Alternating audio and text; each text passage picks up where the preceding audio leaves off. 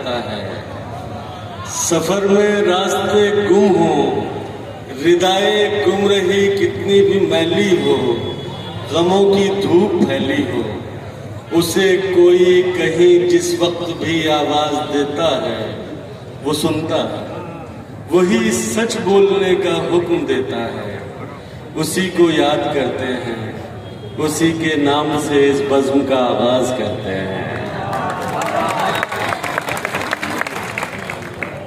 दोस्तों, शायरी का सिलसिला शुरू करने से पहले मुझे एक वाकया याद आ रहा था।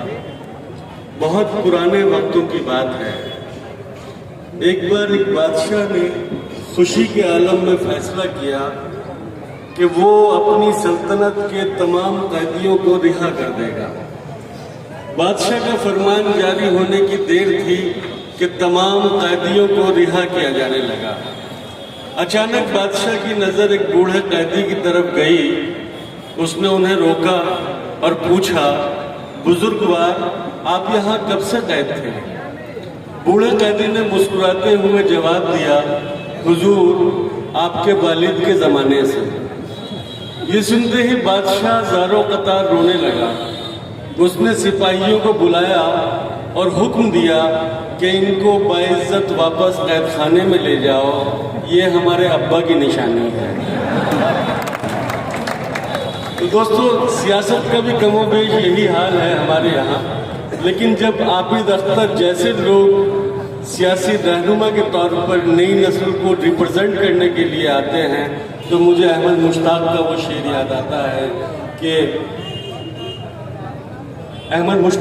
शेर याद आता है कि नए दीवानों को देखो तो खुशी होती है, नए दीवानों को देखो तो खुशी होती है, हम भी ऐसे ही थे जब आए थे वीराने में। तो जोरदार तालियों के साथ आप आबिद अख्तर साहब का खैर मकदम करें। और तैयब फाल्की साहब यहाँ मौजूद हैं। चंद अशआर मैं आप तक पहुँचा रहा हूँ, आपको शायद पसंद आए कि नजर बचा के गुजरना पड़ा हर एक शय से, नजर बचा के गुजरना पड़ा हर एक शय से, दरिद्र ऐसे कि हम भाव दे नहीं पाए। नजर बचा के गुजरना पड़ा हर एक शय से, दरिद्र ऐसे कि हम भाव दे नहीं पाए।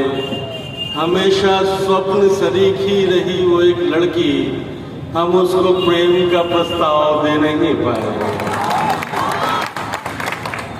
और एक पिता समाप्त कर लेंगे, तुम्हारा हुस्न है काफी गवाहियों के लिए, और बल्कि मैं तो ये कहूँगा तुम्हारा वोट है काफी गवाहियों के लिए, तुम्हारा हुस्न है काफी गवाहियों के लिए, जो कट सके न कभी वो दलील बन जाओ, मुकद्दमात मोहब्बत न हार जाए कहीं, हमारी पैरवी कर दो वकील बन जाओ।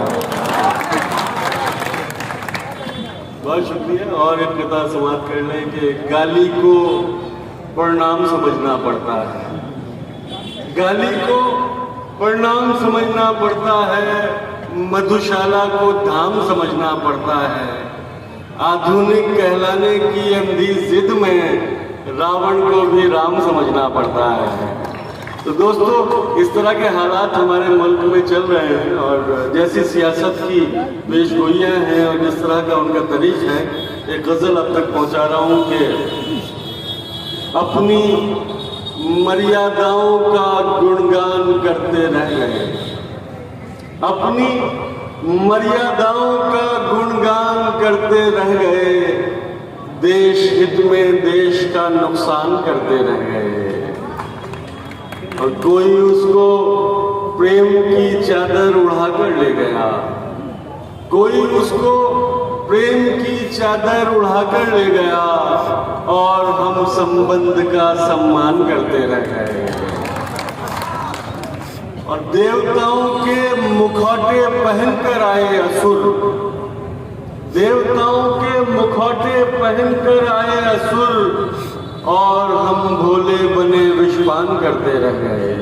तो दोस्तों, आपको पहचानना है उन लोगों को जो देवताओं के मुखौटे लगाए हुए हैं। आपको आबिद अख्तर साहब की नई नस्ल की नुमाइंदगी पे अपनी मोहर लगानी है और इंतहाई ज़रूरी हो गया है ये। तो एक दो गज़ल और सुना के फिर, क्योंकि वक्त की एक यहाँ पाबंदी भी है। दरख्तों से था एक रिश्ता हमारा, दरख्तों से था एक रिश्ता हमारा, दरख्तों से था एक रिश्ता हमारा, ज़मीन उनकी थी और साया हमारा, कोई तो पाँव की जंजीर बनता, कोई तो पाँव की जंजीर बनता, कोई तो रोकता रास्ता हमारा। दादा खड़े हैं मुट्ठियों में रेत लेकर, खड़े हैं मुट्ठियों में रेत लेकर,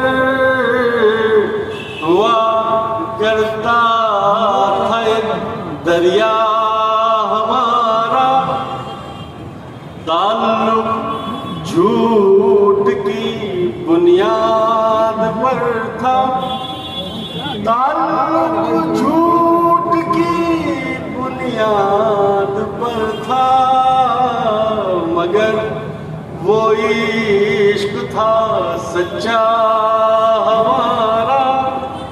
आखिरी शेर के अचानक मर गया किरदार कोई, अचानक मर गया किरदार कोई, अधूरा रह गया हिस्सा हमारा।